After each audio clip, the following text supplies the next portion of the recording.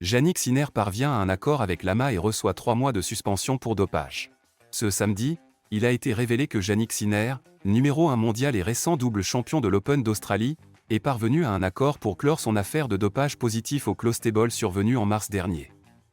L'Agence mondiale antidopage, qui cherchait à obtenir une suspension d'1 ou 2 ans, s'est entendue avec l'Italien sur une sanction de 3 mois, prenant effet immédiatement. L'organisation avait prévu une audience devant le tribunal arbitral du sport pour obtenir une sanction plus lourde à l'encontre de Sinner, après que l'Agence internationale pour l'intégrité du tennis ne lui ait initialement infligé que 96 heures de suspension effective. Cela faisait suite aux 2 appels déposés par l'Italien après ses tests positifs répétés au clostebol. Sinner a réussi à prouver que la présence de clostebol dans son organisme était accidentelle, son physiothérapeute ayant utilisé cette substance pour soigner une coupure à la main, avant de lui faire un massage sans porter de gants stériles. L'AMA reconnaît que M. Sinner n'avait pas l'intention de tricher et que son exposition au clostebol ne lui a procuré aucun avantage en termes de performance. Elle a eu lieu à son insu, en raison de la négligence de membres de son équipe. Cependant, selon le code et les précédents du TAS, un athlète est responsable de la négligence de son équipe. Sur la base des faits uniques de cette affaire, une sanction de 3 mois est une issue appropriée, peut-on lire dans le communiqué de l'agence, qui a immédiatement retiré les charges auprès du TAS. Cette affaire a pesé sur moi pendant près d'1 an et le processus aurait encore pu durer longtemps, avec une décision attendue peut-être seulement à la fin de l'année. J'ai toujours accepté ma responsabilité envers mon équipe et je comprends que les règles strictes de l'AMA sont une protection importante pour le sport que j'aime.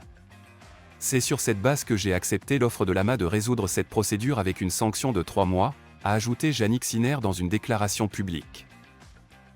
La suspension du numéro 1 mondial prendra effet à partir du 9 février, date de l'accord, et durera jusqu'au 4 mai, lui permettant ainsi de participer au Master 1000 de Rome à domicile. Sinner brise le silence après sa suspension pour dopage. Le joueur italien a publié un communiqué après sa suspension de 3 mois pour dopage. Il ne pourra pas jouer avant mai. Je suis responsable de mon équipe, a déclaré le sportif.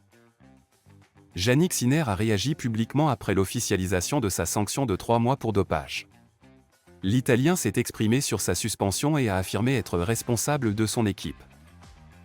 Le numéro 1 mondial a accepté un accord de suspension de 3 mois avec l'Agence mondiale antidopage, AMA, du 9 février au 4 mai, après un contrôle positif au clostebol lors du tournoi d'Indian Wells en mars 2024. Avec cette sanction, l'Italien manquera les tournois du Sunshine Double, Monte-Carlo et Madrid, et fera son retour au Master 1000 de Rome. La déclaration de Sinner. J'ai toujours accepté que je suis responsable de mon équipe et je réalise que les règles strictes de l'AMA sont une protection importante pour le sport que j'aime. C'est sur cette base que j'ai accepté l'offre de résoudre cette procédure avec une sanction de 3 mois, a expliqué Sinner.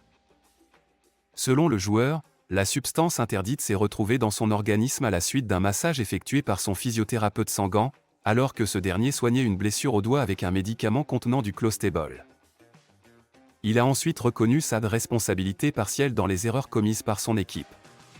Il est important de noter que l'Agence internationale pour l'intégrité du tennis, ITIA, a déclaré son innocence, mais que l'AMA a rouvert le dossier et a négocié une sanction avec le joueur.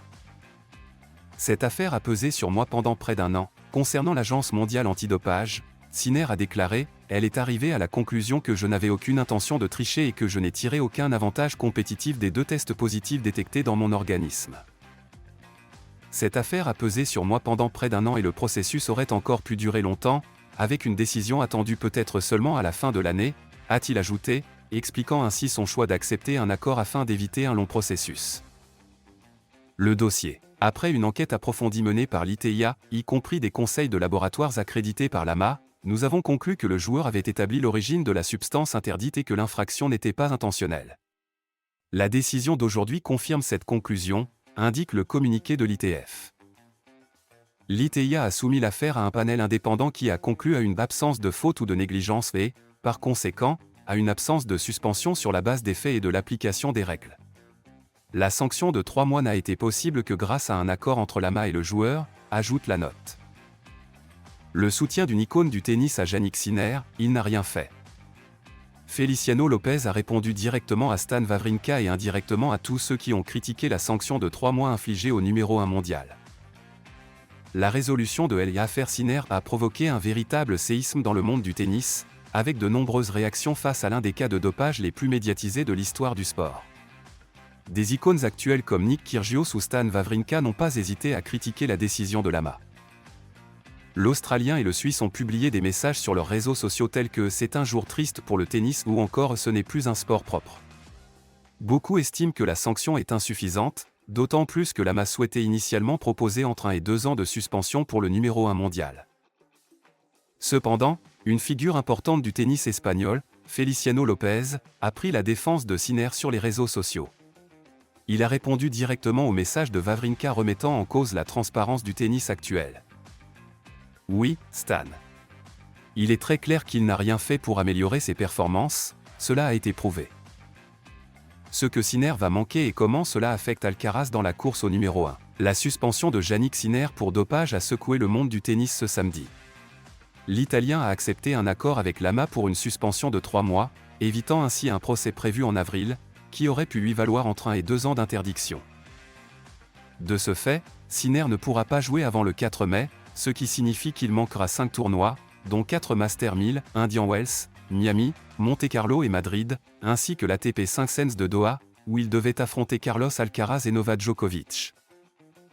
Son absence risque de mettre en péril sa place de numéro 1 mondial, alors qu'il dominait le classement avec 11 830 points après un début de saison impressionnant. Si vous avez aimé cette vidéo, n'oubliez pas de vous abonner et de laisser un like, car ici, chez Tennis sans limite, nous nous engageons à vous offrir le meilleur contenu pour la meilleure audience. Nous proposons des analyses approfondies, des interviews exclusives et une couverture complète de tout ce qui concerne le tennis. Rejoignez notre communauté et vivez la passion des tournois avec nous. Chez Tennis sans limite, nous nous efforçons de vous proposer des contenus actualisés et de haute qualité sur les joueurs, les tournois, les stratégies et les événements majeurs du monde du tennis.